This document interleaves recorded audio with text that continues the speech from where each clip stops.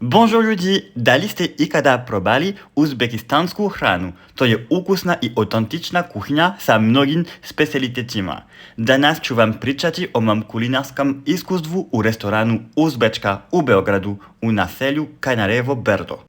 Ovdje je moja prijateljica, nosi tradicionalni uzbečki šešir, da li vidite sličnosti sa srpskom šajkačom? Ajde da se fokusiramo na hranu. Probao sam najmanje 1, 2, 3, 4, 5, 6 i još mnogo više uzbečkih specialiteta. Preukusno je. Wow.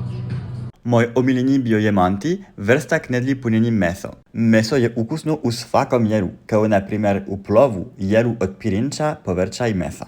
Da biste jeli meso na pravi uzbečki način, treba dodati malo domaćeg sirčeta, ono pojačava ukus i olakšava varenje. I, naravno, uvek ga kuvati sa malo masti da bi bilo mekano i sočno. Evo pesme da se setimo. Da li vam je ovo probudilo apetit? Jer priča još nije gotova. Na kraju ovog kulinarskog putovanja dolaze i fantastični dezerti. Moj omiljeni bio je princes krofne, kao i mojim prijateljima, koji su mi rekli da su to najbolje koje su ikada jeli u životu. Ako to nije dovoljan razlog da posjetite Uzbečka ovog vikenda, stvarno ne znam šta bi vam još mogao reći.